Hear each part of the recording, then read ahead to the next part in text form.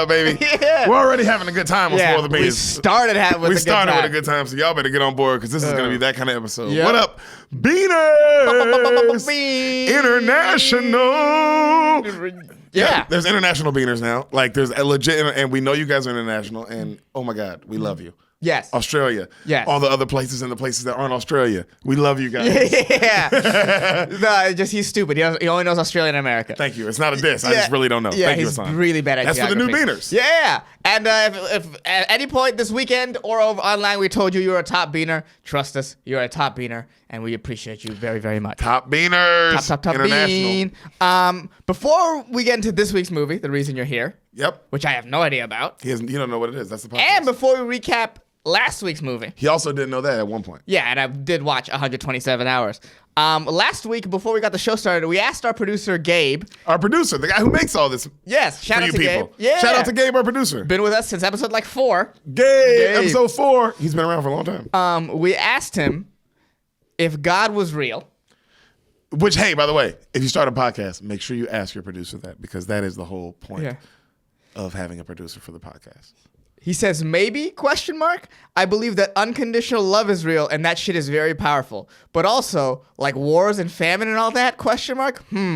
Big question. Thanks for the existential crisis. Yeah. And that's our boy Gabe. That's our Gabe. producer. Yeah. You know what I mean? That's our Jamie. If you don't know what that is, that's the verb of a Jamie on the Joe Rogan podcast. That nigga, that's our Jamie. That's our Jamie. It's a And Gabe. Gabe, we love you, buddy, and thank you for your answers on God, and you're wrong. I'm just kidding, buddy. Well, who knows? Who knows? You might be, actually. Everybody's crazy. What's up, buddy? Oh, Hassan yeah. Ahmad. Yeah, How are you? 127 hours. I'm good. Well, how are you first? I'm good. How's comedy? Comedy's going pretty good. I just had a set at the Comedy Store. Had a good time. Did you have a good time? Where'd you go? I didn't know the belly room. Ooh, how was your set? You literally just got off stage. Hot. It was hot. That room was What show did you do? firefight workshop. In the belly room? Yes.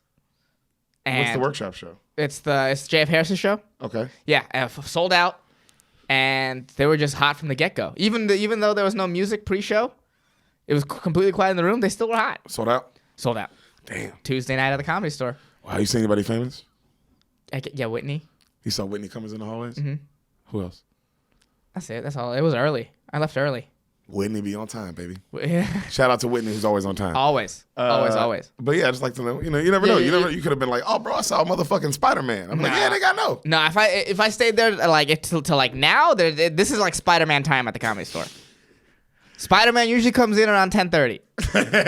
Spider-Man ain't no early He's show not guy. joking. That's when Spider-Man comes. Spider-Man came on the Comedy Store's crazy. Yeah, Go to it. It's the Tom best club. Holland, he's there sometimes. Hassan, Yes. let's talk about James Franco, who's also been in the Comedy Store. But right now, let's talk about him being stuck with a rock in his arm. God. Stuck in a rock. Damn. He can't get his arm out. 127 hours. Did you watch the shit? Yeah. Why? Yeah. Why would you watch that movie, bro? I told you how gross the motherfucking movie was. I said, hey, the movie is disgusting, nigga. It's just. And you watched it. I know. I didn't want to. That's for sure. Great movie, but I still didn't want to fucking watch it.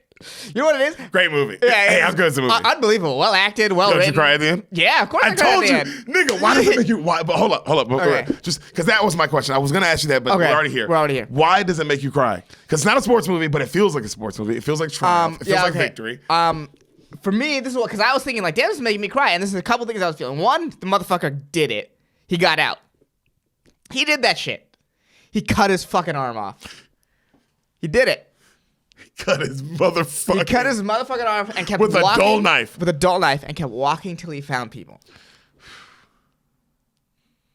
And then on top of that, like everyone's just like the fact that everyone like saw this guy in trouble and it was like, oh, we're all gonna come help him and we're gonna run and we're gonna figure it out. That's what makes you cry. The camaraderie, the sort of team aspect of the whole He thing. tells us, he's like, go, please go forward, just go. And they implicitly know what to do. They don't even talk about it. They take the youngest one. They're like, all right, because you can tell the dad didn't. You're right, they didn't say anything. But I love how that's a good point. And the dad was like, I have to. The dad was like, I'll stay with the guy. Yeah.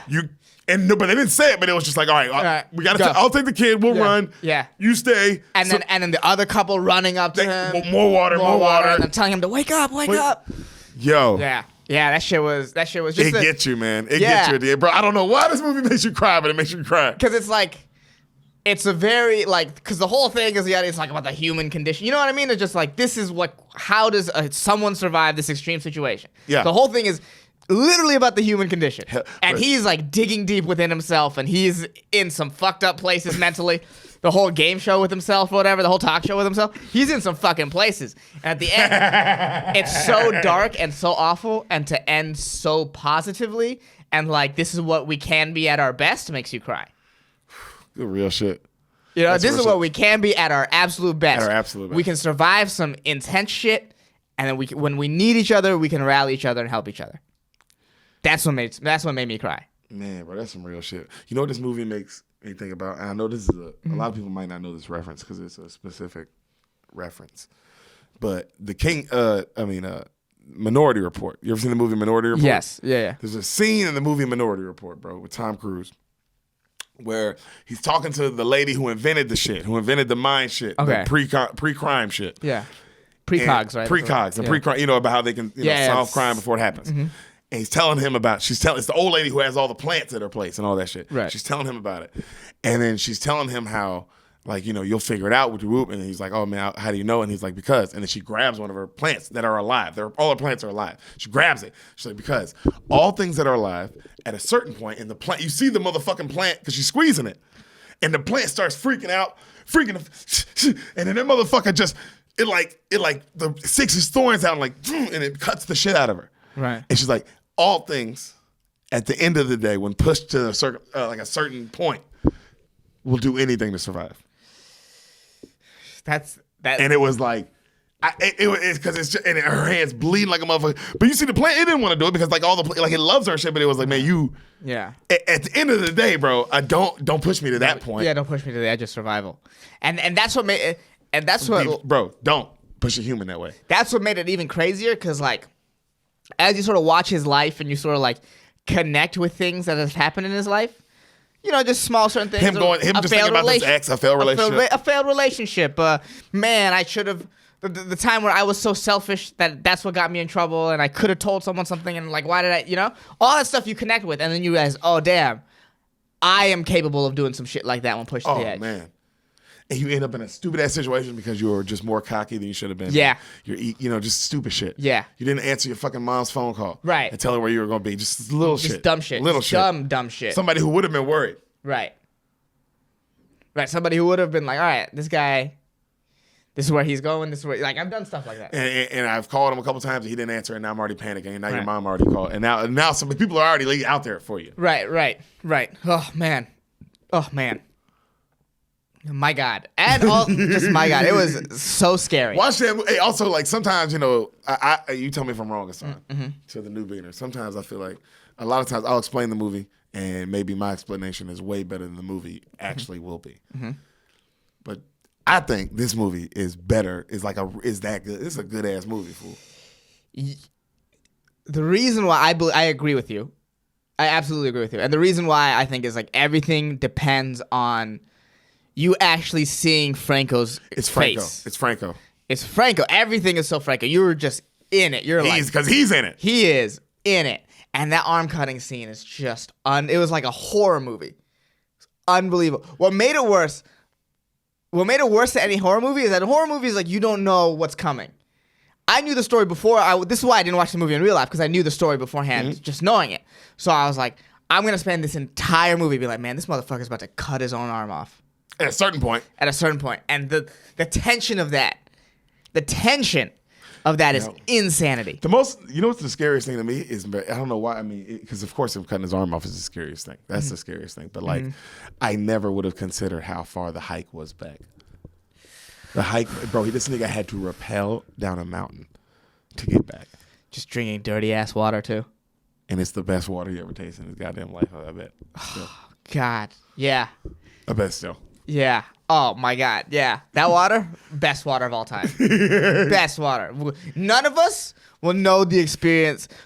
Okay, no. Most of us. Please, God. And please, none of us. Well, please, not me. You know, if I'm, I would like to ask all of us, but if my power, at least please not me, will ever experience something on that level of that drink of water. Y'all just met the real Assign, nigga. That's how he feels about all the beaners in the world, bro. All the beaners that we love y'all. He wishes he gets water before y'all niggas see that water. If it comes to that. Oh yeah, if it comes to that, I'll take it for the beaners. I will. What do you mean? I'll take it.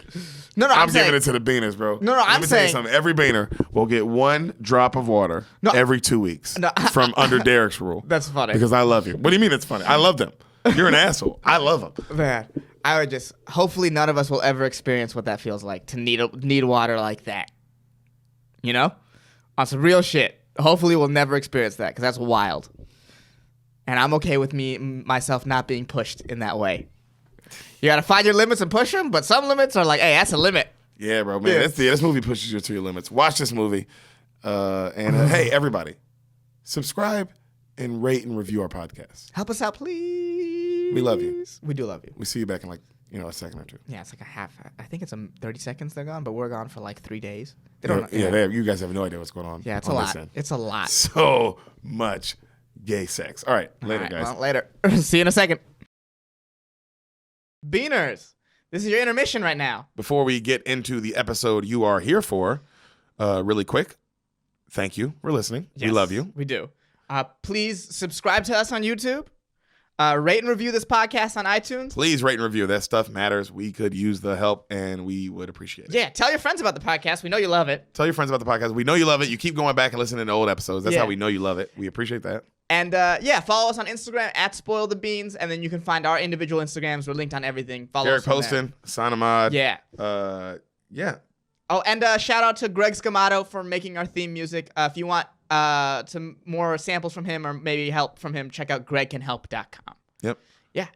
And now back to your future presentation. Hey, welcome back. Welcome back. Welcome to the actual episode. Actual episode of Spoil the Beans. Yep. What's up, baby? We're back. You're back. Thank you for coming back. And everybody's back. Alive. Thank God. Whoever's up there. No one had to cut their arm off. Oh, not this week. Hopefully. No. Assign Ahmad, you got any dates? You got any comedy you're doing, buddy? Let's see. This comes out December 2nd. Oh, this episode comes out December 2nd? Well, I know I got some dates. Yeah, we'll get some dates then. I got December 3rd. I'm headlining Lestat's. Ooh. That's tomorrow, guys. Oh, my God. Tomorrow, I'll be at Lestat's Coffee Shop. First come, first serve. 9 p.m. You better get there. That show will be sold out and hot, hot, hot. Come on out. And we're going to be December 3rd. So that is December 4th. Sorry, we're going to be December 4th. Thank you for listening to me. Yeah. December 4th, I will be at El Prez, Assign. Have you ever done that show before? I have done that show. I have. Oh, it's a good show, huh, bud? Yeah, it's a very good show. Fuck yeah. I love that show by our friend Josh Nelson, who runs that in San Diego. And I'll be there December 4th. That is Wednesday at 9:30 at El Prez in the Wood, at the Wood in Pacific Beach. Come on out, 9:30. First come, first serve. Get there. It'll also be sold out. It's always a great show. And come on out. December 6th and 7th. We will be in Kansas City. Kansas City at the Improv. Kansas City Improv. That's right. Chiefs, Mahomes. We'll be there 6th and 7th, Friday, Saturday, 2 shows with Mr. Big Brown himself. That is 4 shows total. Those they will sell out, so get tickets now.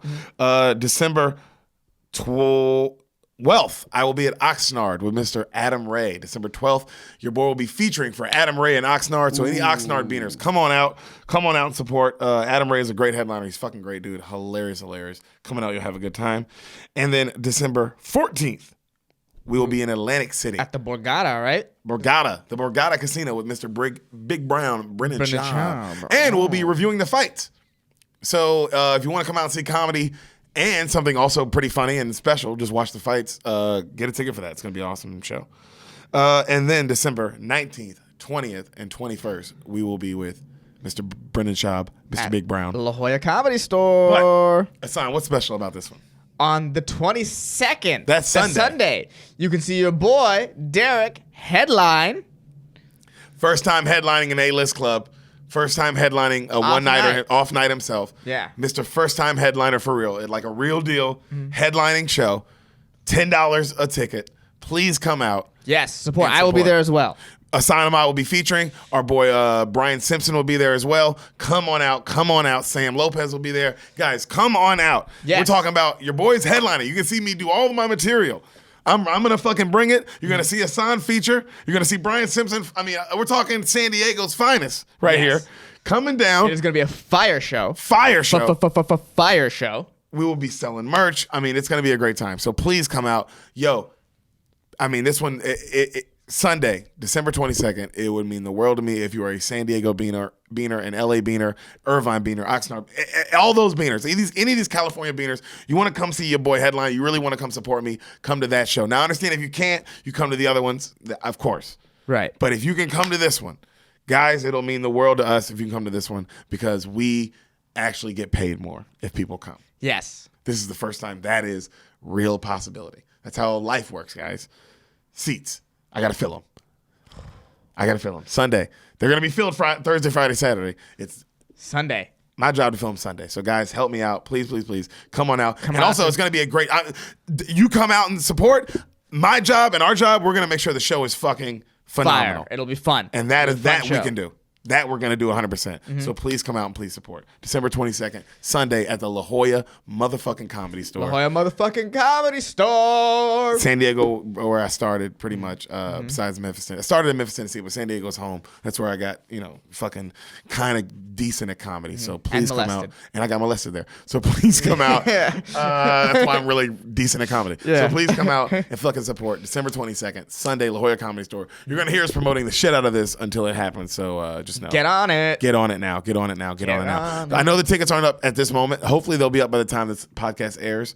But if they're not up by the time this podcast airs, just know Sunday it's happening. So still first come, $10 a ticket. Just know it's coming. Okay, it's going to be there. Please come support. Hassan Ahmad. Yeah. What's up, buddy? How you feeling? What up, bro? Bro. How you feeling, bud? You ready for a little bean? You ready for your beans to be spoiled? I'm excited. Hopefully, it's not as intense as 127 hours. Well, I guess you can Hopefully. hope for whatever the fuck you want to hope for, can't you? That's what I'm hoping for. But I'm saying you're allowed to hope for. I am allowed to hope for what That's what this podcast is all about, really. It's all about hope. Hope and hoping for what you want to hope for Yes. and not letting Derek crush your dreams. But sometimes I will. Hassan Ahmad, Right. can you tell me, Right. before we get started, because we're about to start. We're about to start the podcast. Okay. But before we do, can you tell me Okay. what you think might happen in the motion picture franchise?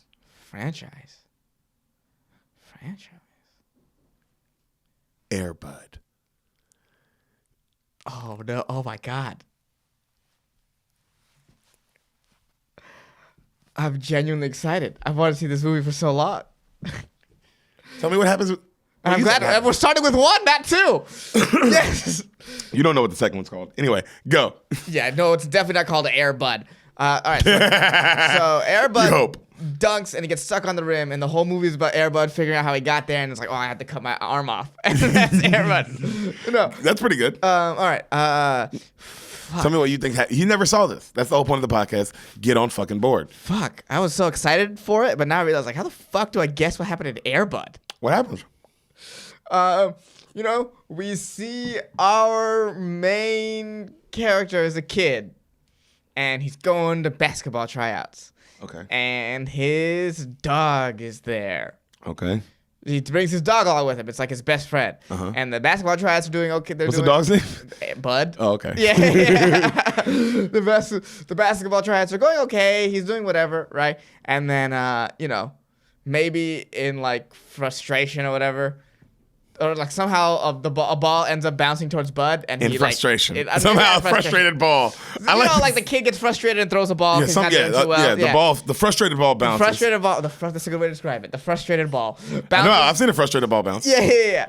Towards Airbud, and he's able to knock it in.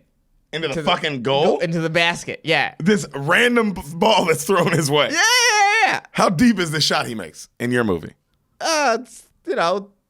Maybe he runs up towards it a little bit. So maybe not in the key, but in between the key and the... Oh, a mid-range jumper? Mid-range jumper, yeah. He hits a mid-range. Okay, please keep going. Yeah. So he hits a mid-range jumper in front of these kids at tryouts. Yeah, and then What happens? Do they blow through? They shoot themselves in the head Yeah, because of what they just saw. That's kind of crazy. And then, they toss some more balls. It's like, oh, damn. What does the coach say? The coach is like, get your dog off the court, The coach don't get it. The coach don't get it at first. Oh, the coach don't get it. Okay. At first. Well, clearly he gets it because he starts him probably at some point in the journey. Keep going. Yeah. Yeah. I doubt Airbud is riding the bench this movie. I doubt the first year is like his developmental year. You don't think Airbud's a Lou Williams like No. Williams like 6 man? He's 6 man off the bench. Well, How awesome would that be? Like, That would make sense, actually. That would be really crazy. I mean, it would make as much sense as it could. I don't know if What happens in your sense. movie? Yeah. Then so basically he ends up on the team because, he keeps on making these mid-range jumpers. They keep on throwing balls at him and he keeps on fucking making them. Okay, so he makes the basketball team. Yeah, of course he makes In the high basketball school. team. Maybe sure. Okay. Maybe younger. Maybe like a middle school. Middle school. Yeah, they're kids. Okay. And then, That's still older kid. We're talking about 13, 14. Maybe not. Maybe just like a youth We're talking club. about AAU level kids here. Yeah, maybe like a youth club. We're talking about, just so you know, when kids 13 to 14, No. they're getting recruited already. Never mind. We're not doing 13, 14. They're young kids. Maybe it's just a youth Like a Pee Wee League. Yeah, like it's a Pee Wee League and Youth maybe league. there's no A tryouts. youth Yeah, he league. just makes it in a youth league already. I get what you're saying. 100%. Yeah. Okay. And so I'm they're like a church league or whatever. Yeah, they're like, oh, let's get him on the team, and then they get him on the team. Okay. I don't even know what the fuck the conflict would be. That's why I spent so much time on the tryout, dude. The first scene. I have no idea what the fuck the conflict could be when there's a dog playing basketball. All right? That's what's happening right now. If you're wondering why it's taking me so long, it's because I can't even imagine what the conflict would be. My nigga, they made 4 of these. Yeah, I know. And for all I know, It's like, what is they could going be on? conflictless movies. Yeah. They could be. Or this dog could have had stage 4 cancer the whole time. Whole time. Yeah, I don't know. You know what? I'm going to switch it up. I'm going to switch up my guess. It's a fucking stray dog that the team adopts and called Bud, and the entire time he's trying to run away from a fucking dog catcher. And then, through his amazing play, a family adopts him.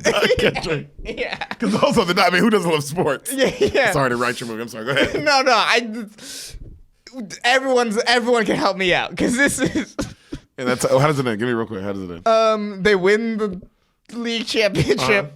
Airbud dunks or some crazy shit. It's like white man can't jump. Yeah. He finally proves he can dunk. He can prove he can dunk when he loses his girlfriend. That's life. And that's Airbud. That's your Airbud. That's my Airbud. Okay. Holy guacamole. You all right, buddy?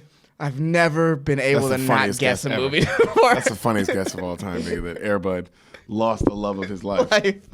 Due to his gambling problems. Gambling problems. And his friendship with Wesley Snipes. Who might be in this movie? You don't know who's in this movie. You didn't say what famous people are in That's it. a fair point. Are there famous people in this movie? Let me say this. This movie had a $3 million budget in 1995 or 1997. And it made $28 million. Oh, damn. This movie financially, and then the video releases when they were like, well, we have to make another sequel that came out in theaters, and then the other 2 were straight to video. That movie specifically it felt like it was in front of every VHS that I watched. Oh, come on, man. Every VHS. What year did this come out? 97? Okay. Yeah. Airbud was a gigantic because we all know the reference to it, which is nuts. Everyone knows the Airbud. If you say Airbud, people are like, oh, you mean the dog that plays basketball? Yeah. And they were in space one of those movies. Oh, man, that nigga played football one of those movies. That nigga played soccer one of these movies. Yo, this he's nigga's like a really baller. like Bo Jackson, huh?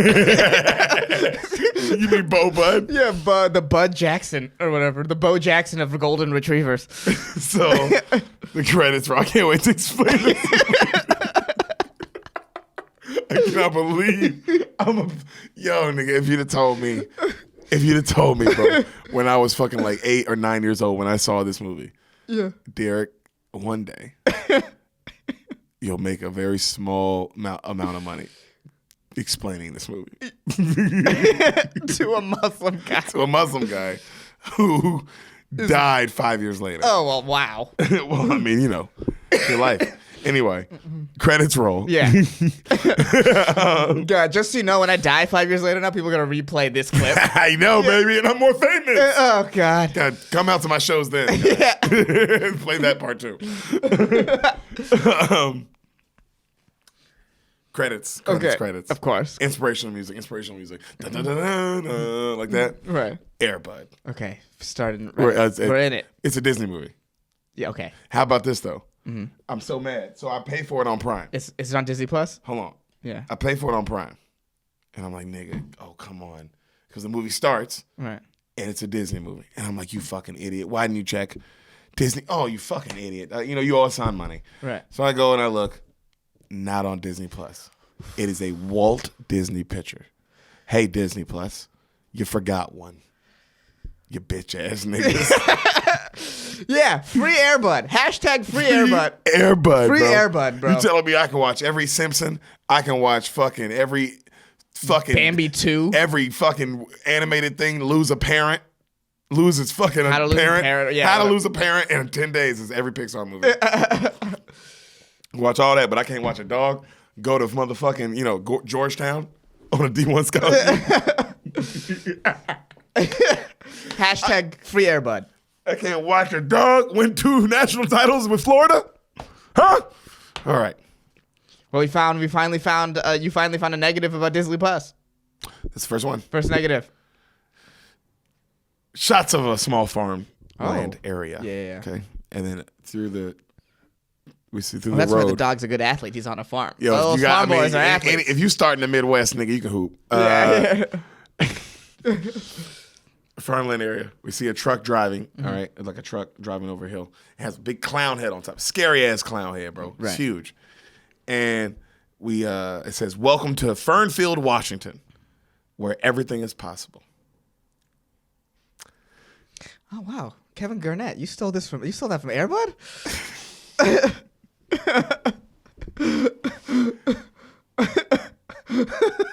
We'll just keep going. So we see a clown driving the truck, like a full clown garb. Okay. Crazy way for this movie to start. We see our boy Airbud in the back, in a cage in the trunk. He's in a also dog. clown outfit. Yeah. Okay. Clown outfit. All right. Executive produced by Harvey Weinstein. Really? Yep. Fuck yeah, Harvey! Wow. You know that dog had to lick his asshole to get this role, right? Yeah, well, it was like a 3 a.m. meeting in his hotel room, and when the dog got there, Harvey was just putting peanut butter all over his dick, and that was how Airbud got the role.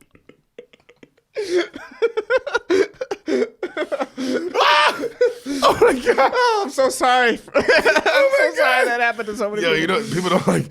Everybody likes to bring up all the girls, but nobody likes to bring up the fucking golden retriever that's in the middle of all those 62 cases. Anyway, you see the guy. He goes, "Okay, Mutt, it's showtime," right? And the clown they show him like he's an ass, so he's clearly a mean guy. They let you know this guy's like a dick, right? And he's threatening to beat the dog. He's like, "I'll fucking," he's got his paper like, "I'll fucking hit you," and then he goes, "Hey kids, it's Slappy Happy Time," and he's in the middle of like a birthday party, right? And you haven't seen this movie, but the actor is the French dude from The Green Mile.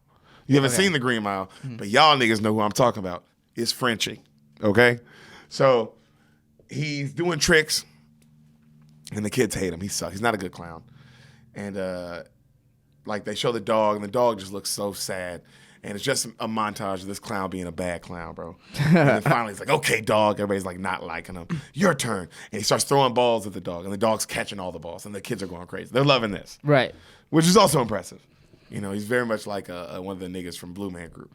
When you see it, the way he's catching them, it's like, is this magic or is he catching them? Okay. So finally, he throws a ball at the dog, and the dog throws it back, and the clown gets fucking pissed, like as he bounces it back at him real hard, and he's like, "Oh!" And he starts chasing him around the house, and then they ruin everything. The house just gets destroyed. You know what I mean?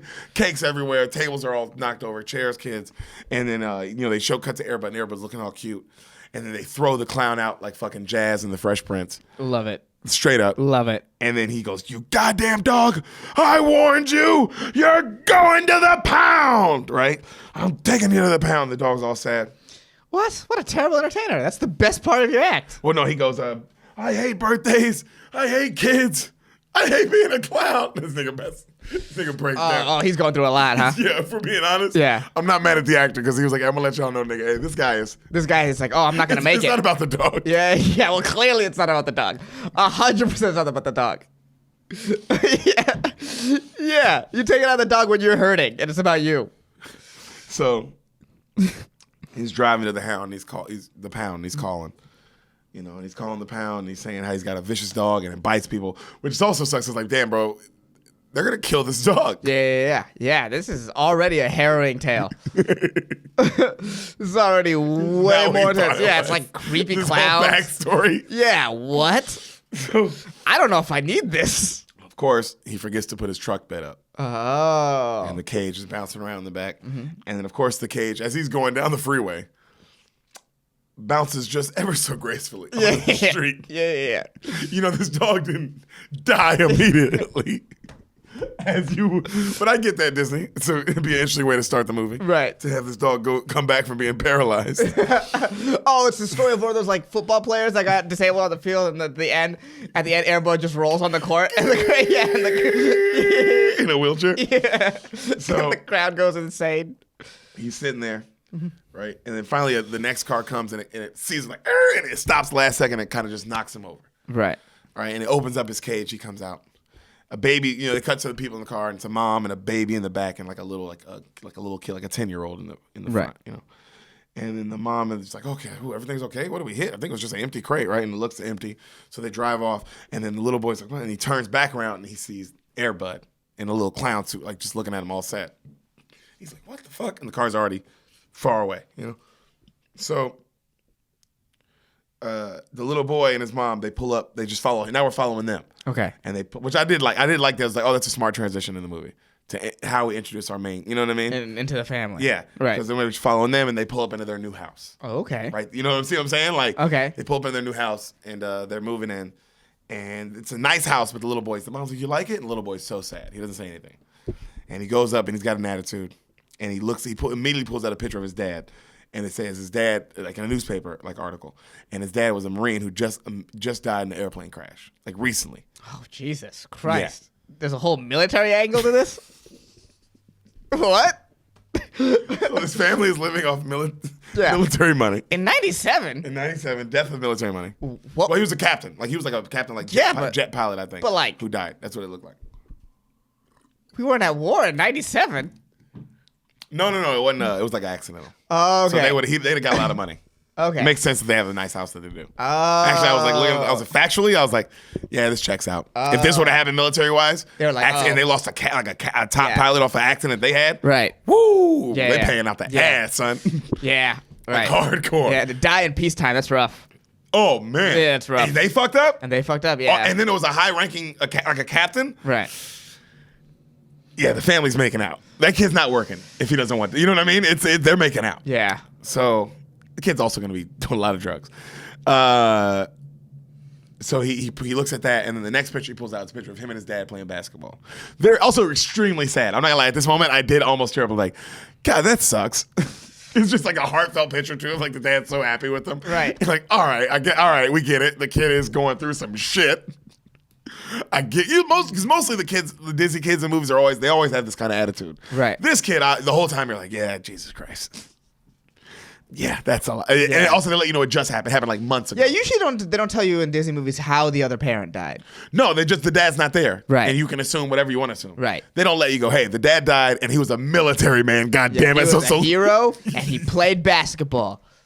With his kid. When he could. Yeah. And he died and it was the military's fault. It wasn't even his fault. You know what I mean? It was like, damn, all right. Yeah. Gee, interesting backstory. Yeah, nuts. Well, not as interesting as the clown dog, but... we'll come back to that. Yeah. So we see a sad Airbud, and he's made his way to like a filthy like wood shelter kind of thing. Right.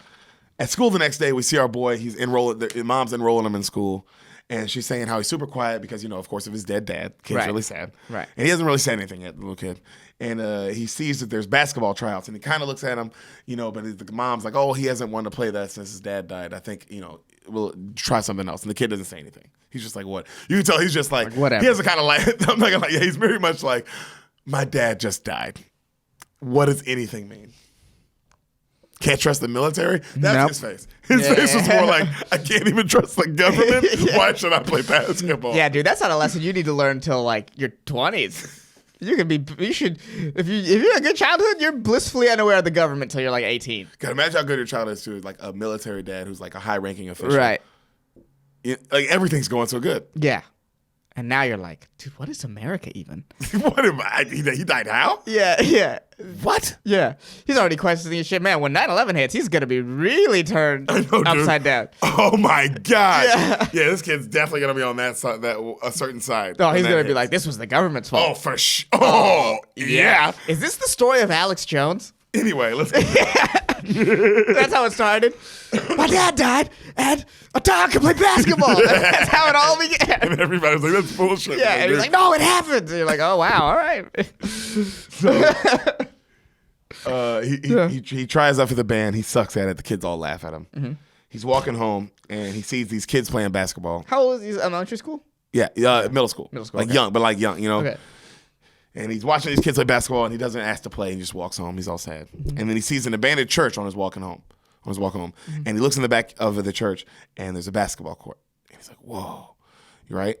And he fucking hops the fence, and he pulls out his ball, and he starts to shoot around. He's just shooting, having a good time, And then the ball goes into the bush. Like he misses the shot, it goes into the bush, and he hears something like, and he's like, what the fuck? And then the ball bounces out. He's like, what the fuck? And then he looks in the bush, and he doesn't say anything, but he sees like a tattered clown outfit. Right. And he's like, what the fuck? So he goes home, and he's still all sad, and his mom's like, he didn't run away immediately, huh? Huh? Yeah, he left. Okay. Yeah. All right. He's like, what the fuck? So, because it cuts right to it. Okay. So he goes, school. Mom's like, how was school, honey? And, he's like, oh, it sucked. She's like, oh, sweetie. And then he goes upstairs, and she's like, this is a good place. You just have to give it your best shot every day. You know that. He doesn't say anything. He's like, your dad would want that. He's like, oh, I guess. And then she's like, I love you. And then she leaves, and then he just pulls out the little clown patch, and he kind of looks at it, and then he falls asleep. Right? You didn't know this movie was going to have like a little deep undertone, did you? Yeah. What the fuck? Hey, bro, I will say this. Usually, when a movie is a franchise, the first one's not bad. No matter what, I'm talking about no matter what fucking franchise. Usually, the first one, there's something to it. Whether it be good, whether it be heartfelt, whether it be so ridiculous that it's just like, man, we need more of this. You know what I mean? Yeah. There's something in, like, whether the first Fast and Furious, right? Whatever you want to say, whatever franchise, there's something in the first one that people are like, yeah, I'll watch this, dog. Yeah, the first one seems to be like, okay, there's a heartfelt angle to all this. Oh, yeah. It gets you in the heartstrings a little bit. Yeah, which makes sense. But, I just want the dog to play basketball already, too. There's a part of me that wants that. Never happens. Oh, God, and it's like some weird character study of a movie. So he walks in the tryouts and he's got his ball, but his ball, as you mentioned, is one of those like kind of like Harlem Globetrotter color balls. Okay. And everybody's African American balls.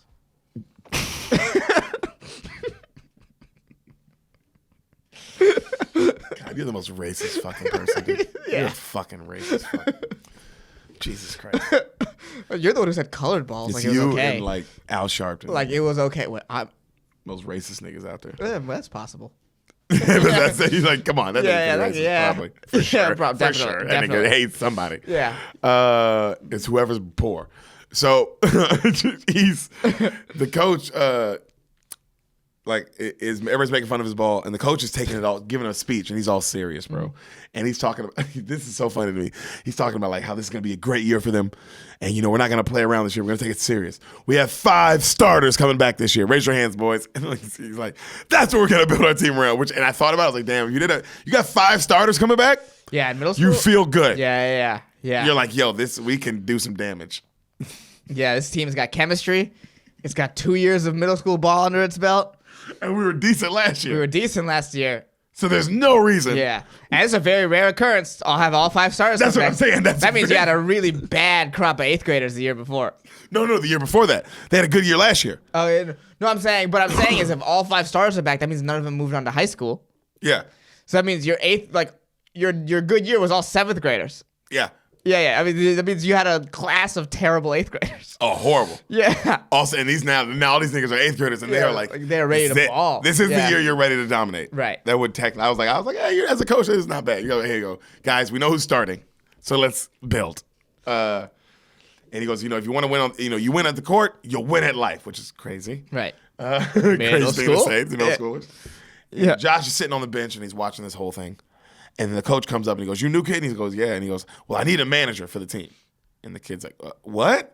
He's like, "Practice Friday. Make sure you're here. You're gonna, fill out the balls, do this, do that. You know what I mean? A manager is for the team. Right, like the bitch boy, the water boy kind of." Right. And then he's like, and the kid doesn't say anything, and the coach is like, "All right, I'll see you Friday," and he leaves, and he's just like, "Fuck," So he's back at the church and he's just shooting again by himself, and he sees paw prints on the ground. He's like, "What the fuck?"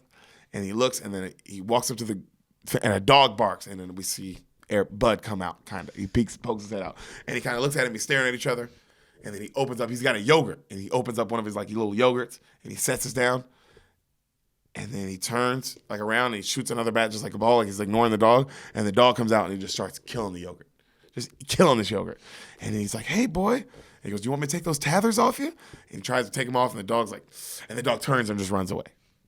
And he's like, Playing hard to get. most sexy things do. That's how this dog got that role with Harvey Weinstein. Yeah. A little give and take. Harvey had to lock a door. So the next day, he comes again to the church, right? And he cleans off the whole court because now it was all dirty. But now he cleans off all the ground, so now it looks like a nicer court. Right. And he sets up a trail of yogurt snacks, all the way up to the free throw line. Mm-hmm. And he pushes down a piece of broken fence, right? And you see he has this beautiful view of the lake and the mountains and all this beautiful view. And he turns, and when he turns, the dog is killing. He's on yogurt 3 already, and he's just killing him. And then he holds up the ball, and the dog eyes look up, and the dog follows it, and he holds to the right, and he to the left, and then the kid smiles. He's like, "Come and get it!" And he starts dribbling. The dog starts playing defense, right? Okay. And then him and the dog are there. Now they're just having a great time. This is the first time the kid's smiling the whole movie, right. Which it does get you. It's it's just like, oh God, this fucking poor kid with his goddamn dead military dad. Yeah. Whose place is being taken by the dog. Which, crazy. And then in the church, so I bet you Christ is going to wiggle its way in here. Church is abandoned. Church is abandoned? All right. This is, completely abandoned. He cleaned off the court, Oh, okay. the basketball court himself. Okay. So, Christ I is respect that already- as well. yeah. This kid also, you know what, you do that, you're probably not going to be that bad at basketball. No, You're willing to you clean, want it. You want it. You Yeah, want to play. You want cleaned it. off the entire court. It's Right. a good sized court. He cleaned off the entire thing. So, he's having a great time with him, and he takes off the tethers and he's petting him. And he's like, "Good boy." Cut to he's carrying the dog in the house. The dog's filthy. He's sneaking him in, and he's feeding him a bunch of SpaghettiOs, and he's trying to get him in the bathtub. The dog's not having it. He's like, come on, Mom's gonna be home at 5. It's 4:00. And then he finally he looks at the basketball and he throws that in the bathtub, and the dog jumps in.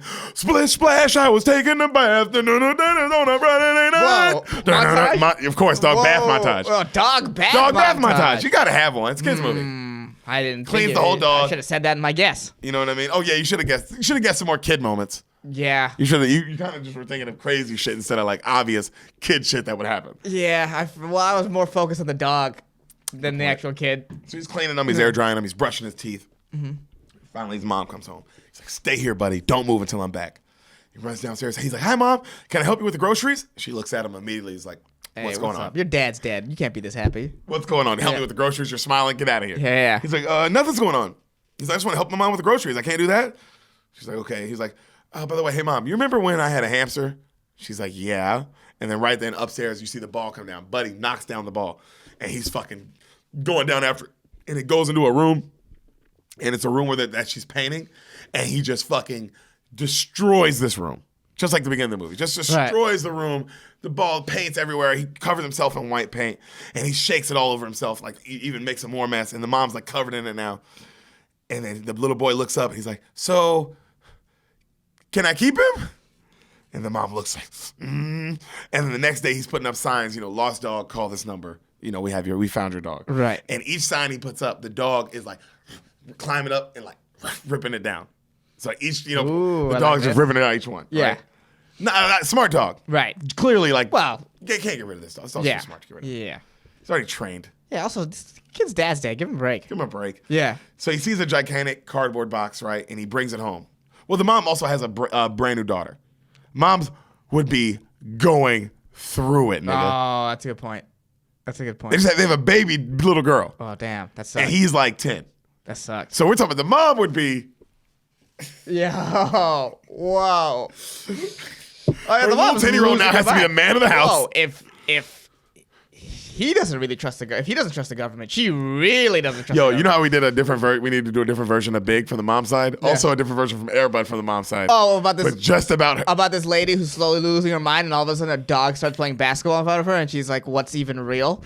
And it's sort of like what's real and what's a hallucination. She has to kill it, and she goes to jail for dog murder. Yeah, or and it's like a dark or movie. just to cope with it, she turns to pills. Yeah. Yeah, to make the vision stop, but the dog keeps killing it in basketball. So it's just her falling deeper into some sort of terrible psychosis. Psychosis, man. Yeah. And the kids end up in foster care. Yep, and that'd be a really good movie. Yeah. So Airbud 1.5. He brings the cardboard box home. He writes Buddy on it, like a little doghouse, Right. And his mom's like, Josh, come in here. She's like, I see what you're doing. He's like, what? She's like, with the box. He's like, what am I doing? She's like, you're making a home. That dog is not ours. Do not get attached. And she's like, oh, come on, Mom. It needs to. We can't leave it out without in the rain. And she's like, oh. And he's like, we don't know anything about that dog, Josh. And he's like, okay, well, can we keep him just for a little while until somebody claims him? And he's like, like a month. And she's like, 1 week. And he's like, 2 weeks. And she's like, no, 1 week. And he's like, come on, Mom, till Christmas. She's like, that's 2.5 weeks. Please, Christmas. She's like, oh, okay. But he stays outside. He's like, thanks, Mom. Thank you. And he hugs her and he kisses her. He's so happy. So during that argument, Buddy already snuck back in the house. Right. Okay? And he's under a homeboy's bed. He's sleeping. So the next morning, Buddy wakes up. He leaves out a homeboy's window. He's upstairs, by the way, second floor. Right. Goes on the roof. Jumps down through the flowers, jumps on the car, jumps down. So the dog is a genius. Yeah, clearly. To let you know, the dog is a motherfucking he's smarter than most humans. Right. Okay? Right. To come up with that sort of plan on the fly. On the fly is insanity. He's just got to this house. He does not know the layout, does not know what's going on. Really has probably never tested his limits in terms of escaping from rooms. Roofs. Yeah, right. A lot of stuff going on with this dog. So he comes down, he grabs the paper, and he runs off with it. Mm-hmm. The mom comes out, she's looking for her paper. It's gone. She's like, what the hell? And then she watches her son. She looks up and she's like, her son's playing with the dog and he's happy. So she's like, she goes, she brushes her teeth. And as she's brushing her teeth, she realizes the son used her toothbrush to brush the dog's teeth. And she's like, and it's the grossest thing you've ever seen. It's pretty gross. Probably made kids laugh though.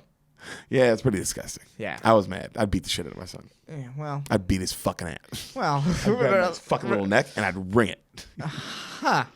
So, at practice, we see Josh. He's just watching practice. He's pumping up balls. Right. He's fucking, cleaning up the sweat. He's doing all that shit. He's holding the dummy while people practice spinning on it and doing layups. And then one mean kid who's like the star of the team knocks him over. And he's like, what's the matter, water boy? And then they look over. You see the camera pan over. You see an old black janitor kind of watching.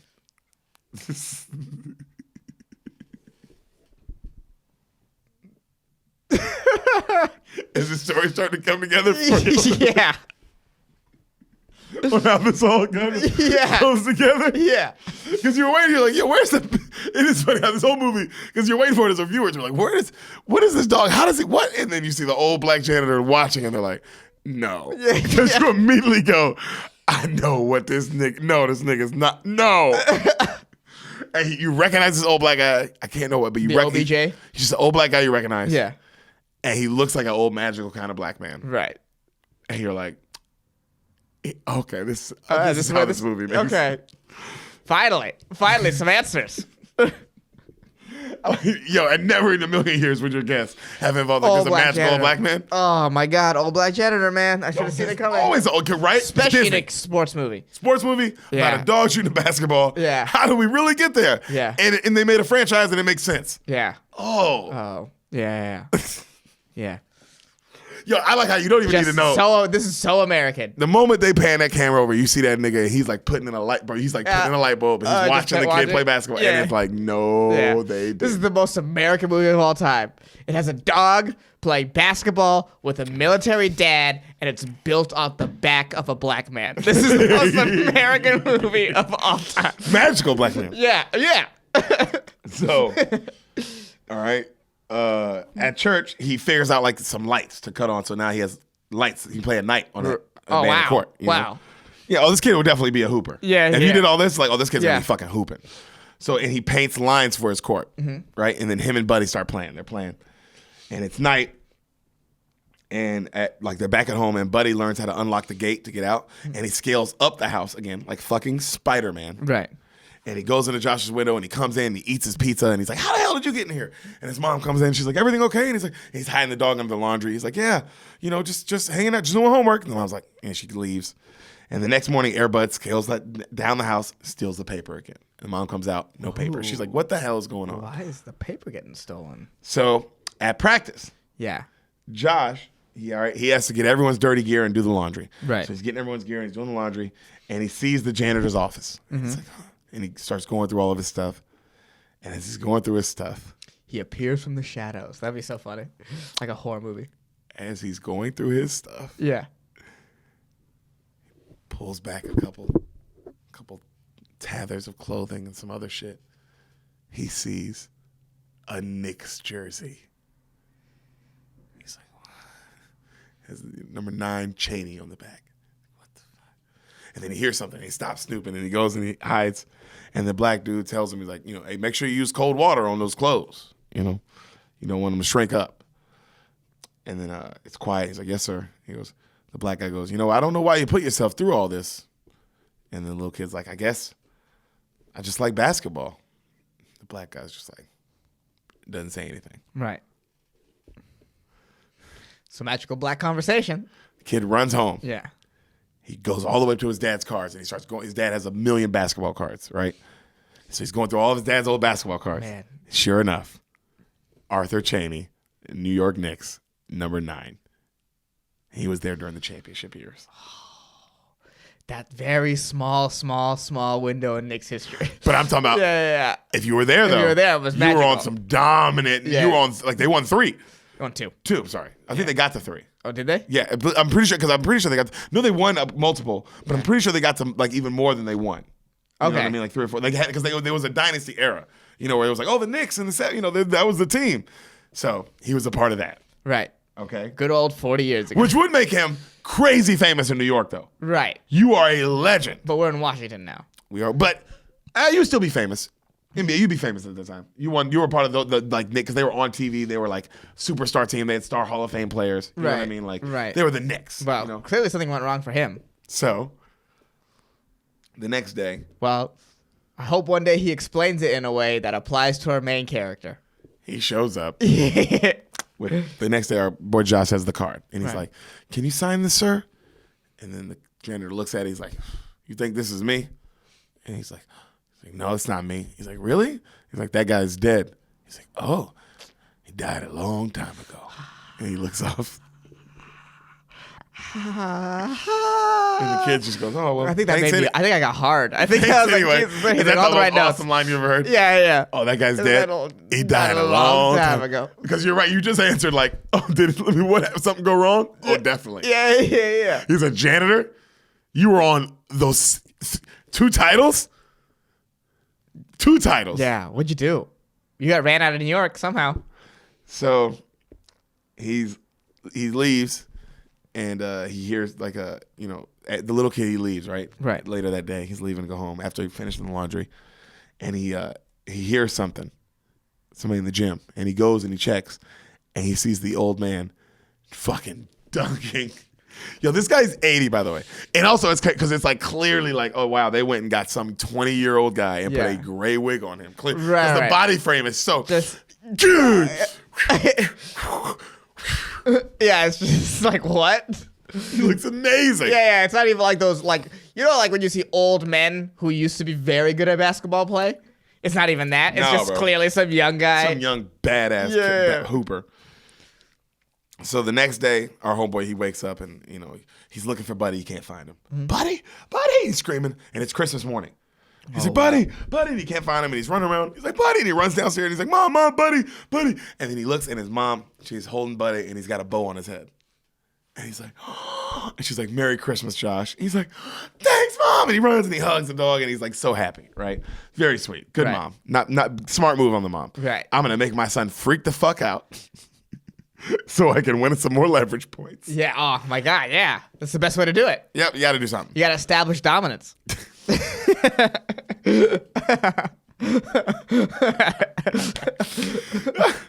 So the coach is talking about the next day of practice. Right. There's 2 kids leaving for Canada. Okay. All right. Okay. I mean, they're up north. They're in Washington. I like how they're like, we'll say Canada. The writers are like, just say Canada because people will be like, all right, I guess. Yeah. That happens. Sure. People move. Sure. These 2 kids are moving To to Canada. Canada. All right. And the star kid, they're like, they're going to, have tryouts again. And the star kid, he looks at he's like, don't waste your time, water boy. And then at the church, the little boy, he's like sitting down, he's looking at the tryout paper and he's thinking about what he's going to do. Buddy's trying to grab the ball, and he's like, "Buddy, get away! I don't want to play right now." And his buddy keeps trying, and he's like, "Stop!" And he's like, "Oh, you want to play?" And he throws it, and it bounces up, and the dog runs under it, and it fucking. Now, was it a mid-range jumper? It was a layup. It was a layup. All right, but the frustrated bounce. I was there. Off the frustrated bounce. Off the frustrated bounce. Yeah. Oh, no. 1,000% right. Frustrated, like he throws the motherfucker, and it bounces up, and the dog just happens to fucking alley-oop this bitch. Yeah. Okay? Yeah. So he's like, no way. And then he goes, sit, boy. And he runs up and he goes, do it again. And he throws it up and the dog does again. He's like, whoa. And then there's a montage of this dog dropping mid-range jumpers like he's Kevin fucking Garnett. Mid-range. Mid-range.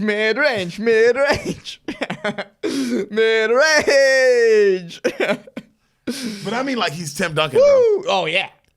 Like he doesn't miss. Oh, no. He made the basketball team. Do you know how good you have to be? He hasn't made the basketball team yet. Well, look. Derek. As far as you know. No. I'm saying, do you know how good a dog has to be at basketball to make a team? That dog can't just be like average human. That dog is like fucking Michael Jordan.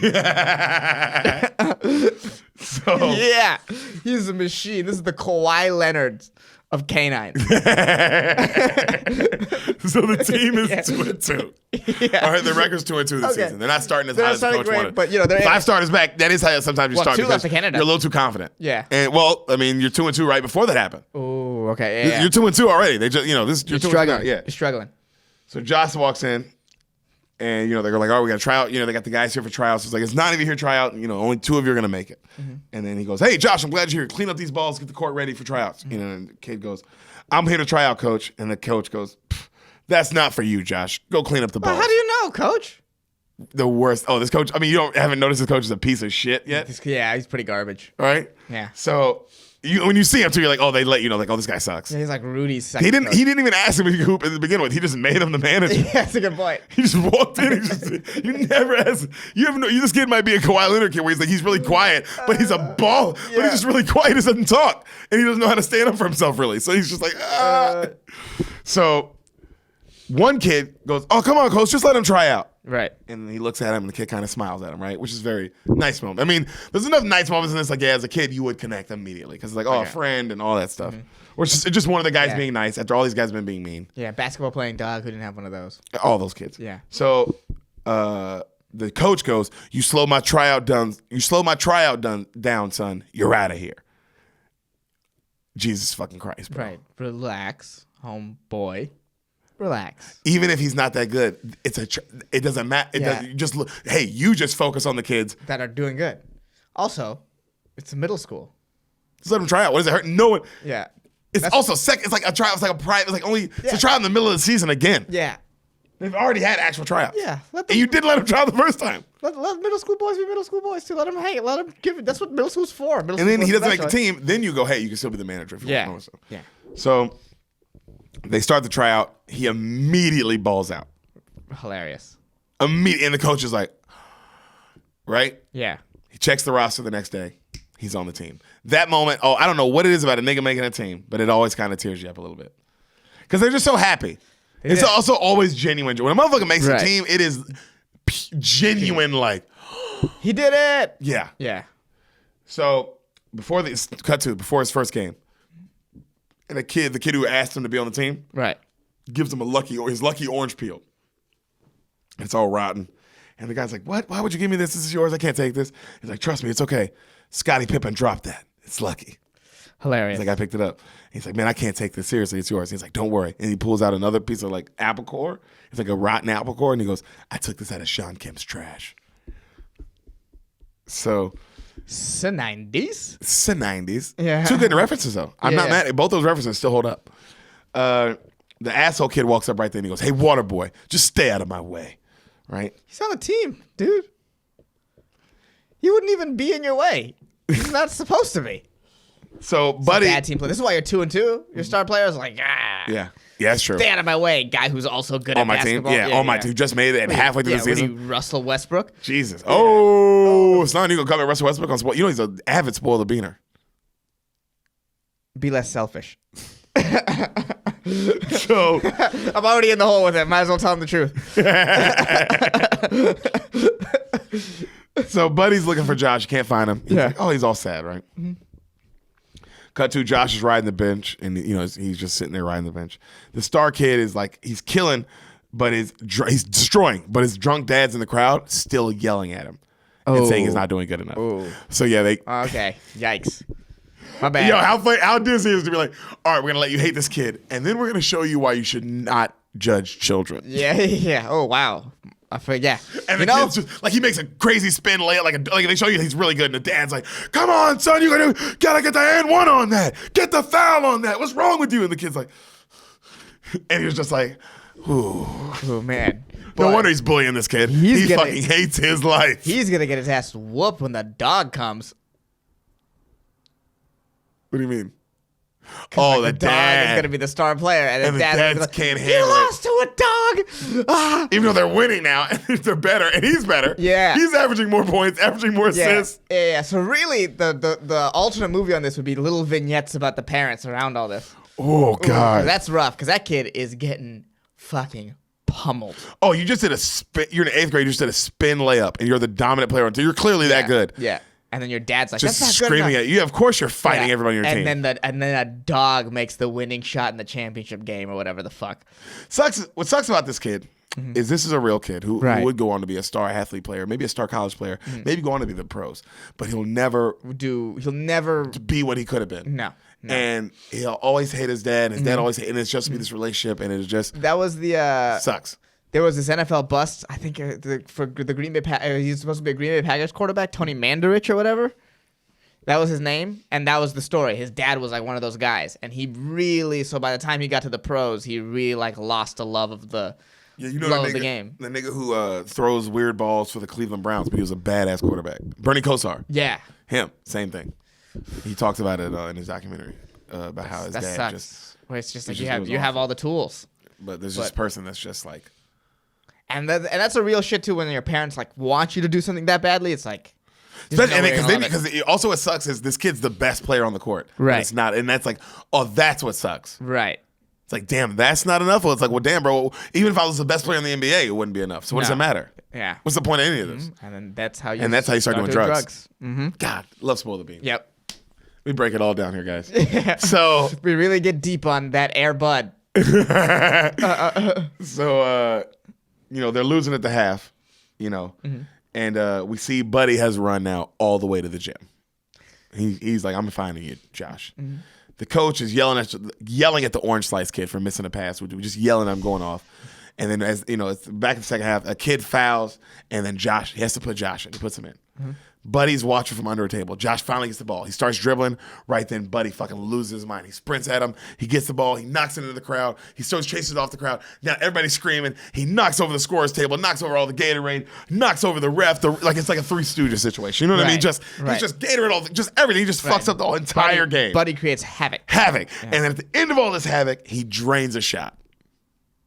Crowd goes crazy. Yeah, well, they just saw the most insane thing of all time. Because they just would have reaped this much. When you see how much havoc he wrecks, though, you'll be like, that doesn't make sense. Yeah. And then he drains like a mid-range free throw, and you're like, well, okay. Yeah. I guess it didn't make sense. Whoa, what happened? We just watched the craziest thing of all time. No one had recorded it. No one has. There's no cell phones yet. No one had one of these bad boys. No. You need one of these bad boys back then. Yeah. Fucking over the shoulder recorder.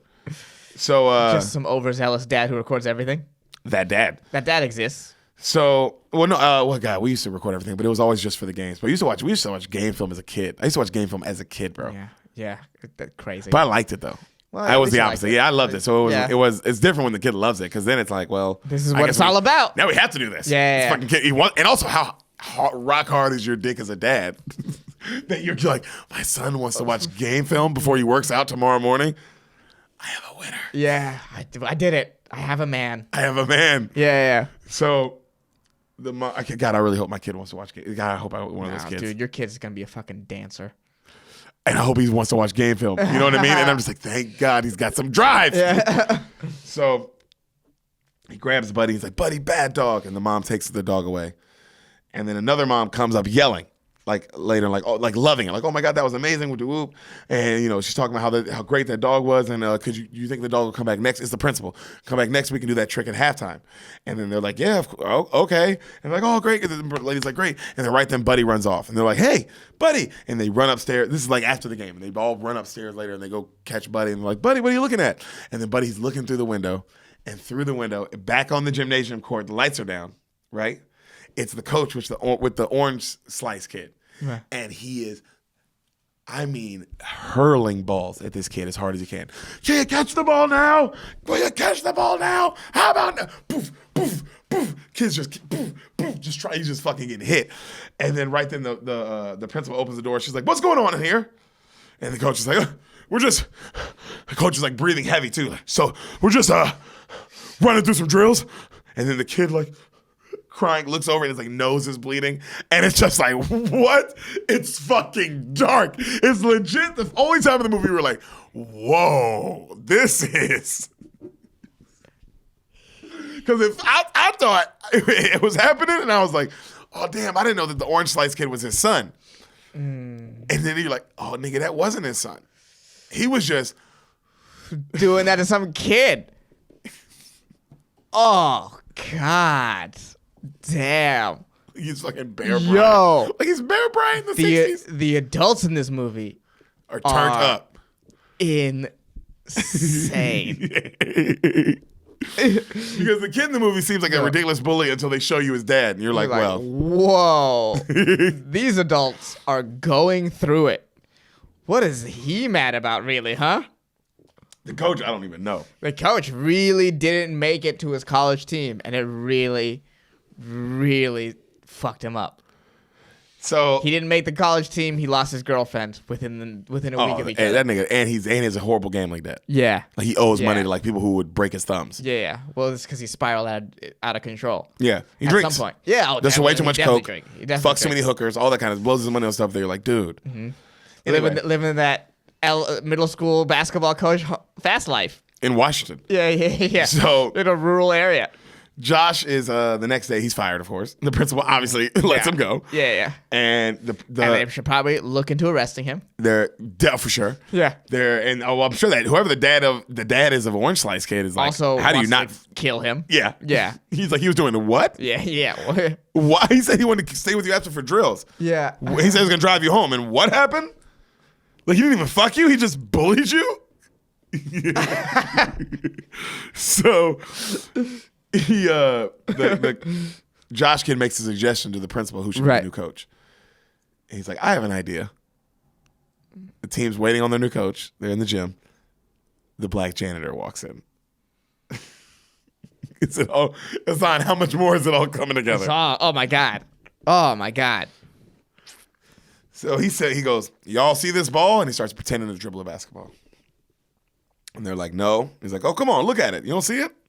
And they're like, and he pretends to pass to one of the kids, and the kid goes like this.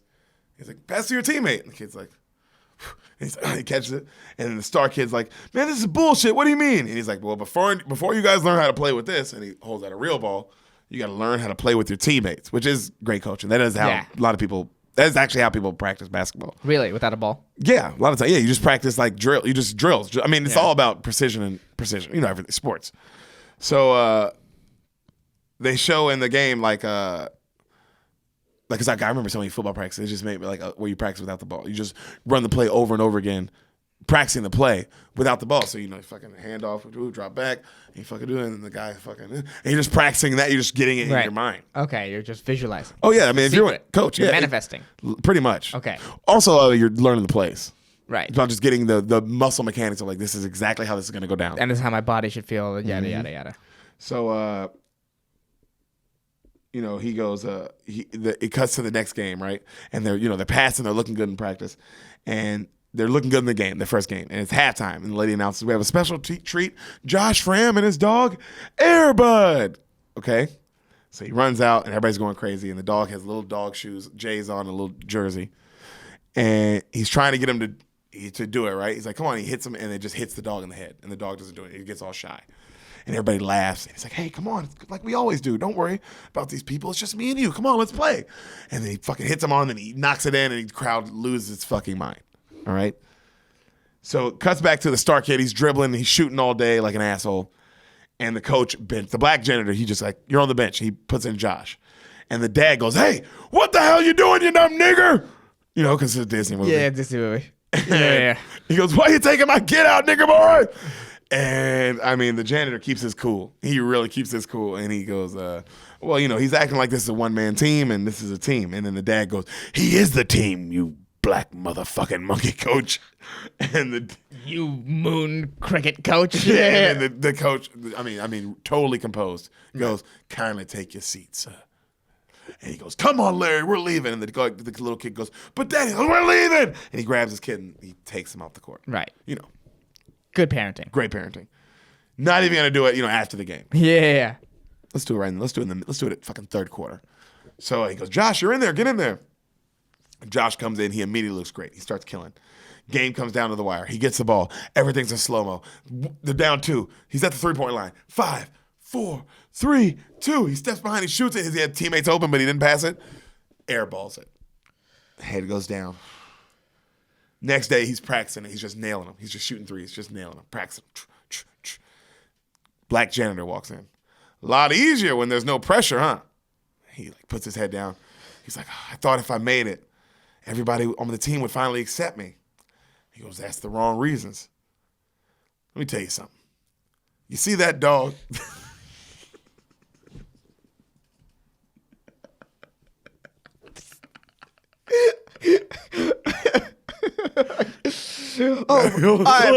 Feed me, magical black janitor, feed me. That dog, he doesn't care about points. How many steals he has. Hitting the game winner. That dog, he just loves the game.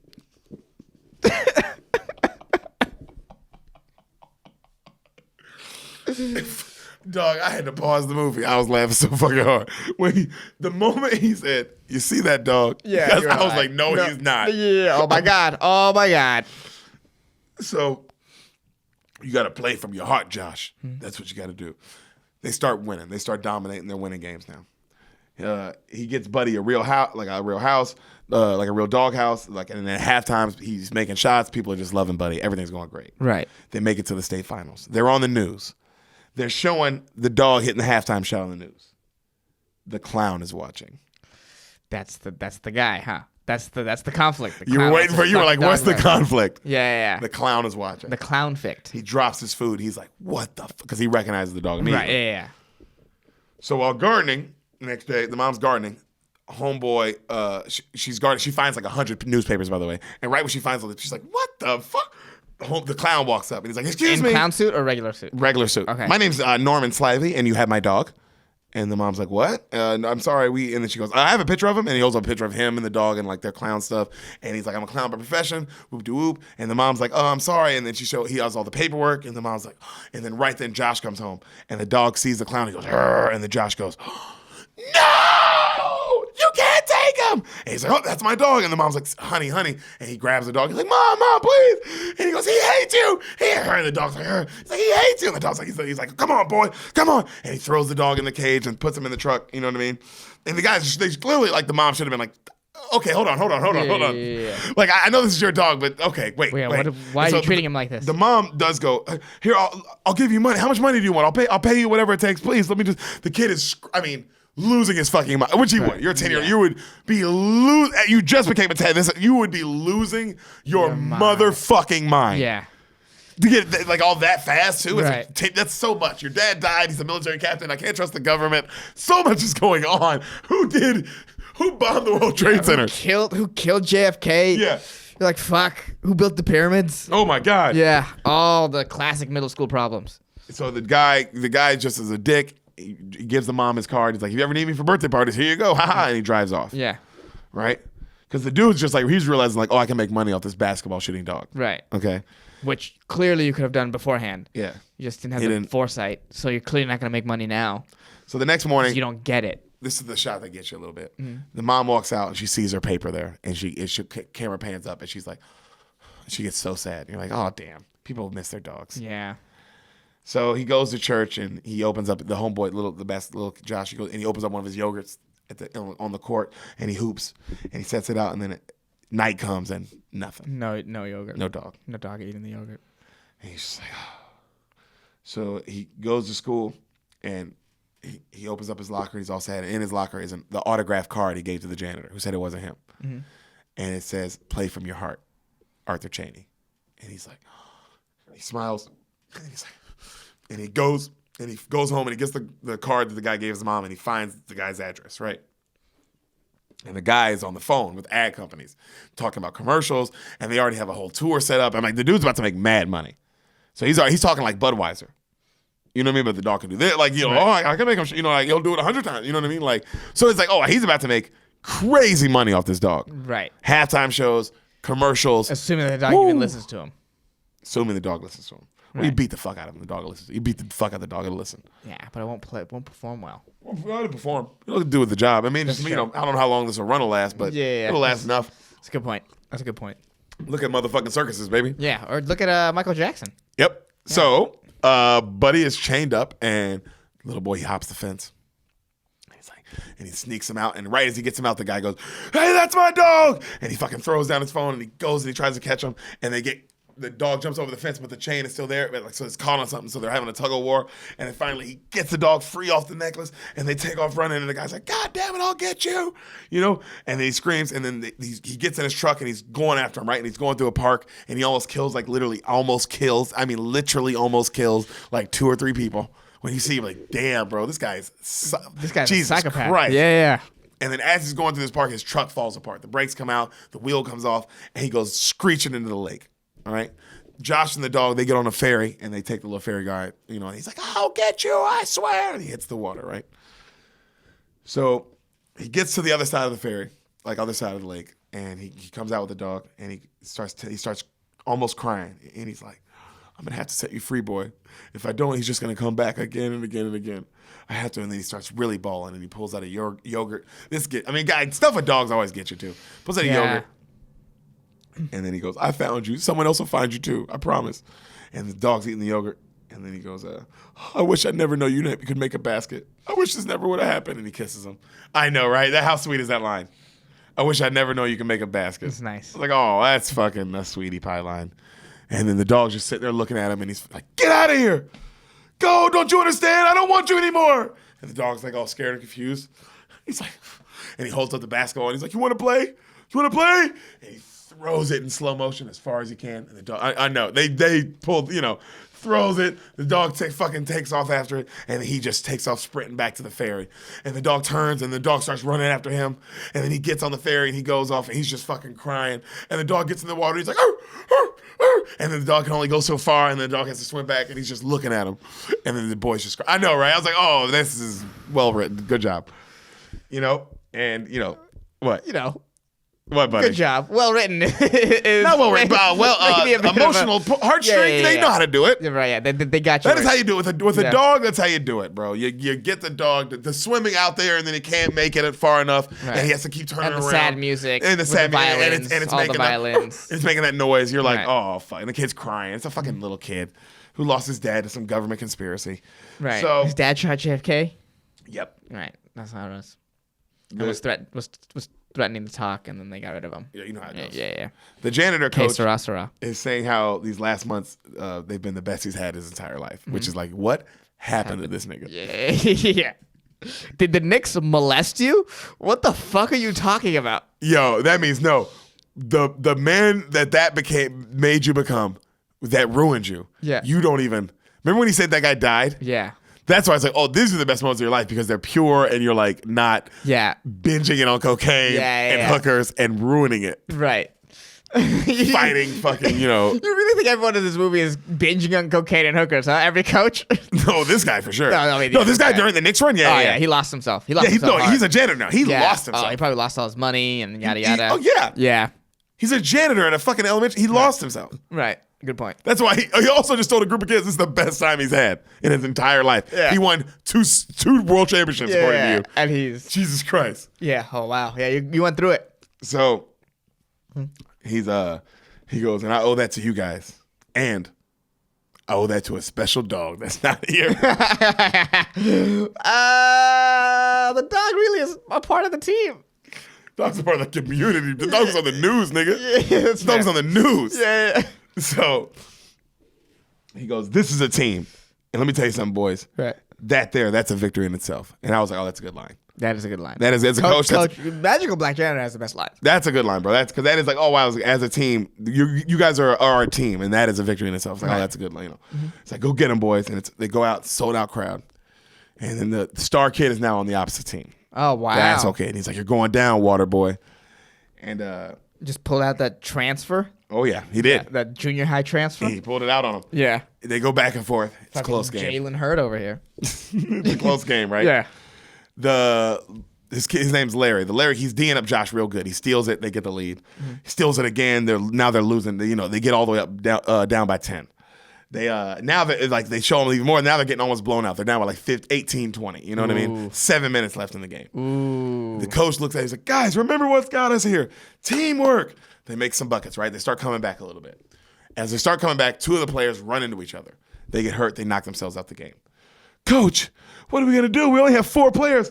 I don't know. You tell you what we're going to do. We're going to man up and win this game. That's what we're going to do. In slow motion, you see a dog bend the corner of the right through the doors. And the crowd loses its mind. Like Michael Jordan coming back. Right. You know what I mean? It was he comes back. He's wearing the 4-5. He had the 4-5 on. The 4-5 on. He had the different jersey.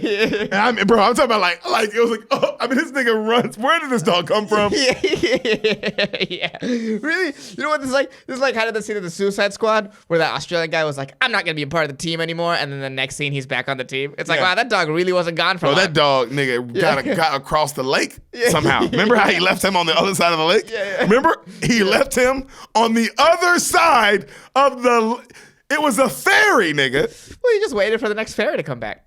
Oh, yeah, good point. Yeah, that's actually... How he got the money for it, don't know. Yeah. So, they put the jersey and the shoes on him, which would have took forever. I don't like...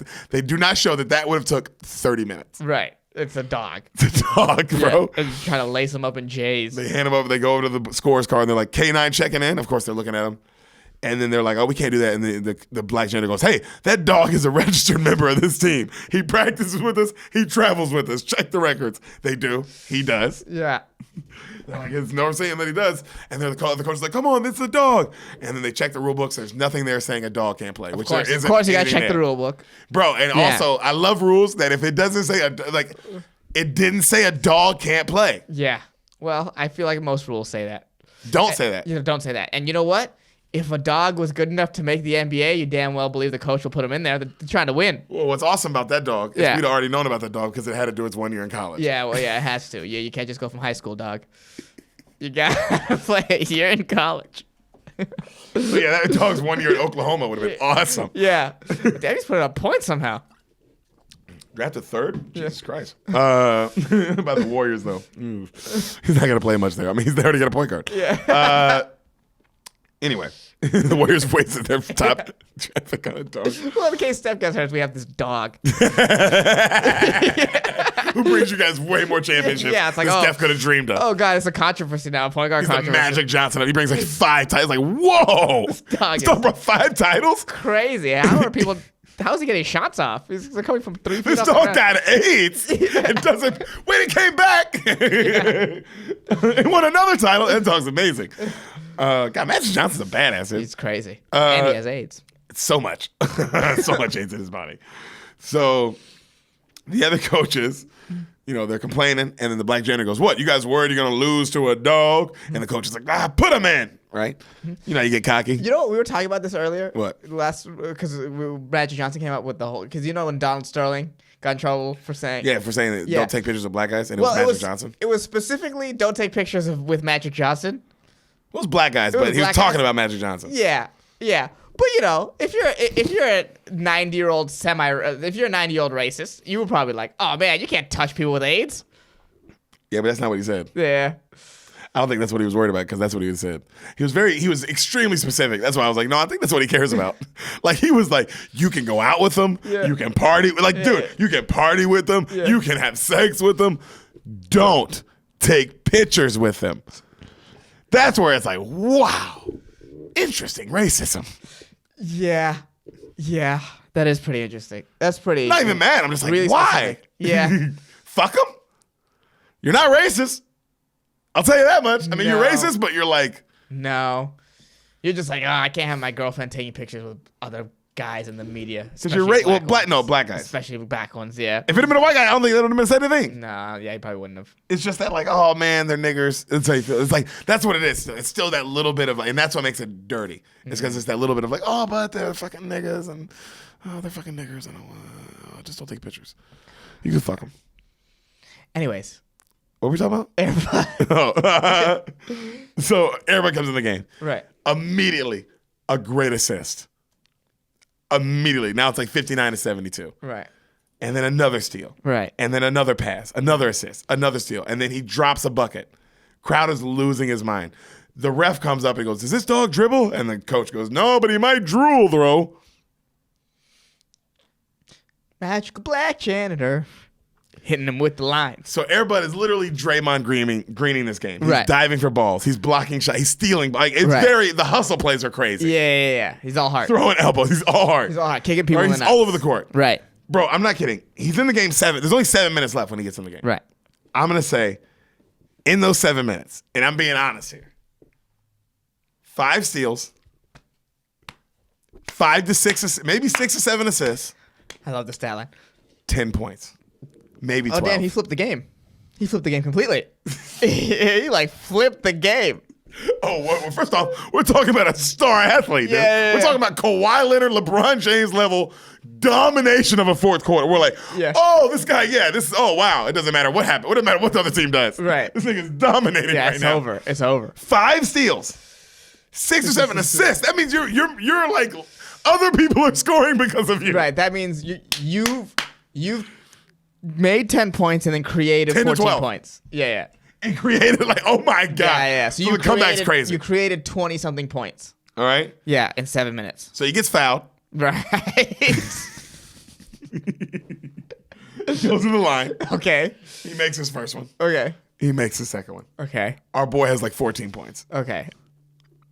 I just want you to know Yeah. how dominant this nigga was in the This is fourth an quarter. all-time great performance. This nigga is Kawhi Leonard, fool. Yeah. So he steals the ball from the asshole kid. All right. And you know what's interesting? He steals the ball from his asshole kid. Like, the game's on the line. Right. He makes another steal. So now he has like 6 steals. Right. Jesus Christ, bro. 6 steals, 6 assists, 14 points in the fourth quarter. I'm here for it. Halfway through the fourth quarter, too. Those are also LeBron and Kawhi stats because of the assists and the rebounds. Right. It's like, This is damn, an all-around great player. all around, no, what you said, all around dominance and game shift. Yeah. The flow of the game completely. has now completely shifted. I never thought about that. Like, as a coach, you have to be like, oh my God, we can't stop this fucking dog.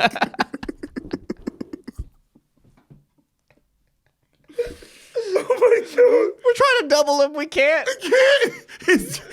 He's going through our doubles legs. easily. Yeah, he's like, on yo, people's he's legs. fucking up the double. And he's passing it to people who are open when we triple him. It's like, oh my God. And the high pick and roll, we can't do anything. I can't do shit. Can't do anything against the pick and roll. So we can, fuck. Oh my god. Yeah, all of a sudden they have a motion offense. What's happening? He's off the ball screening. He's triangle. I mean, dude, there's just no stopping him. Yeah. So they've come back. He makes another steal, Right. which I thought was interesting. It's like, wow, he somehow knows to not steal the ball from his own teammates. Yeah. Yeah. That's what, to me, you know. He's colorblind. He has no idea.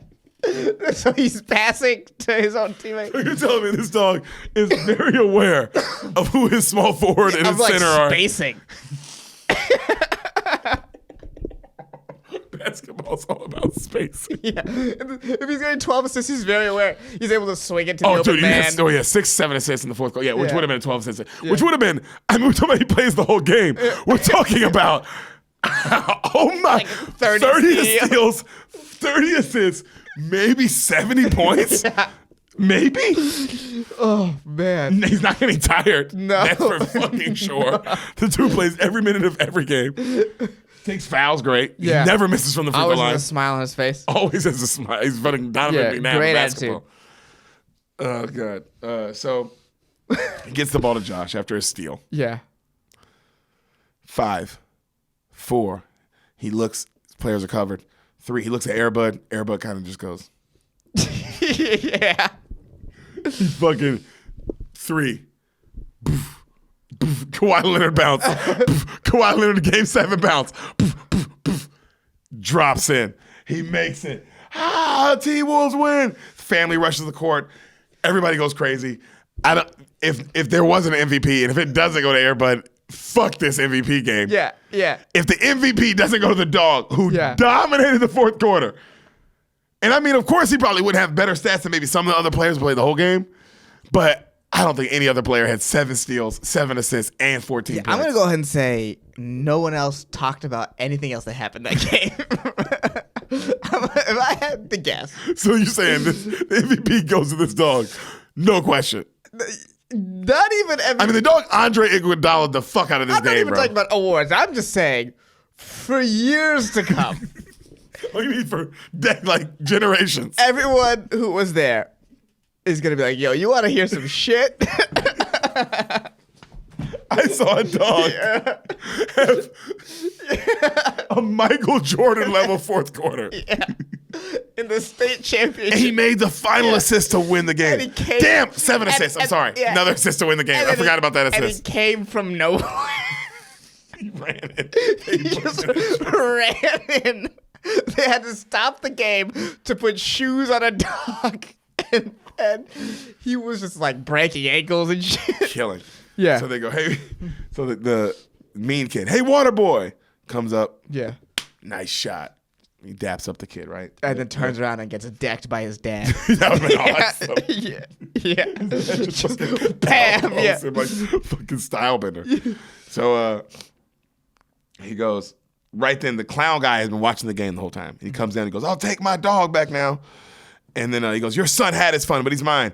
And then the mom goes, you know what? I believe that that dog doesn't like you, and he's not yours. And he goes, fine. You have no choice, lady. I have papers. And he holds up his papers, and they're all like destroyed by the water Right. in the mud. And he's like, I'll see you in court.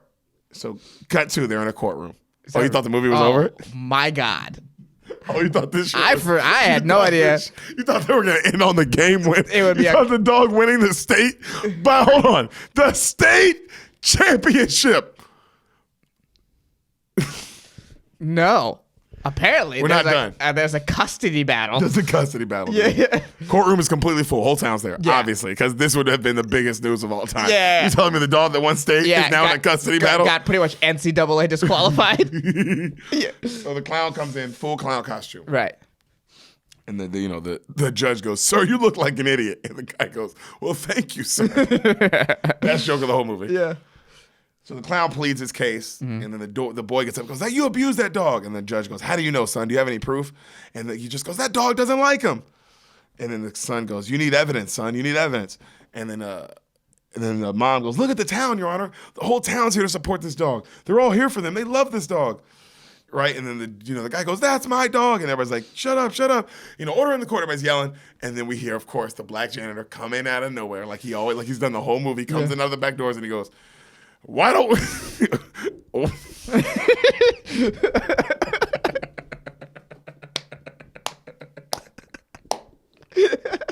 The black janitor says,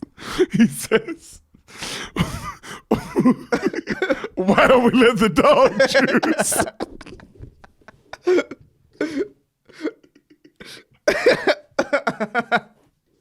Oh my God. Oh my. Should have been the thing to begin with.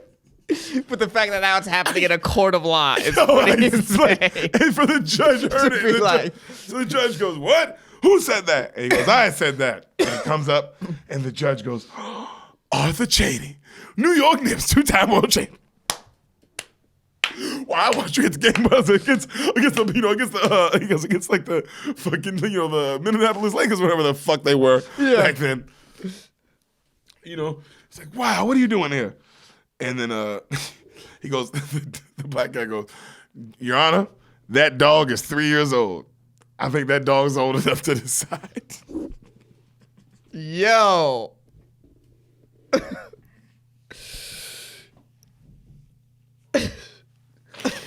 Oh my God. That's what, 21 in dog years or whatever the fuck? He is old enough to decide.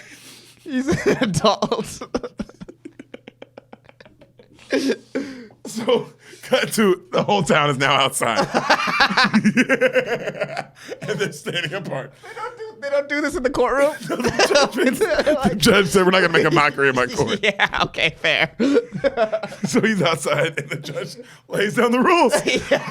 You both stand there, you call the dog. Whoever it goes to keeps it. I love it. This nigga still has his judge robe on. Okay? Oh my God. Oh my God. Yo, that black guy said, why don't we let the dog choose? Like it's the most logical thing. And then the judge is like, yeah, forget what I said about evidence. Let's go. Oh, you played for the Knicks? Yeah. Dude, I love those teams. Yeah, what a wild card. So, oh my God. He goes, all right, they both start calling the dog. The guy's like, Blue, come here, boy. Blue, come to daddy, Blue. He's like, buddy, come on, buddy. The dog's all confused and scared. Everyone's, of course, because everyone's just, and everyone else just yelling. Watch it, yeah. Like it's the goddamn Price is Right. Go to him. $1. And the dog is fucking like, What? which also, why would you put the dog in this? That's so much stress. Yeah, dude, whatever. You had a triple-double with 7 minutes up in the fourth quarter. You can make a choice. Fuck that dog, dude.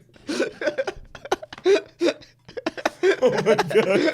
I can't stop laughing. I'm sorry. Oh, I'm trying to get through this. Ooh, okay. So the clown pulls out a newspaper. He's like, come here, boy. Like he's going to beat the shit out of him, right? Right. And the dog immediately car. starts coming towards him. Yeah. Like, because, post-traumatic stress. I mean, yeah. Right. You're like, oh my God, I don't want this guy to beat the shit out of me again. Yeah. And he starts going to him, and he gets all the way. He's like, come here, boy, come here. And everybody's like, no. And he gets close, and he bites his hand, and he takes the paper, and he rips it up, and everyone's like, yeah.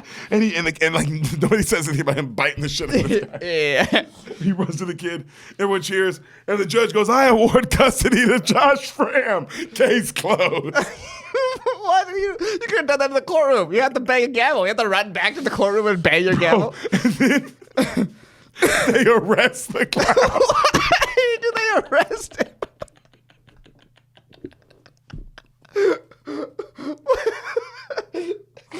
Yo, they throw this nigga in jail. What? Throw that nigga in jail. Oh my God. Talk about a horrible thing. Oh my God. They arrest the clown. Take that nigga away, bro. Yo, if the clown had known the stakes, I think he would have been like, you know, keep the dog.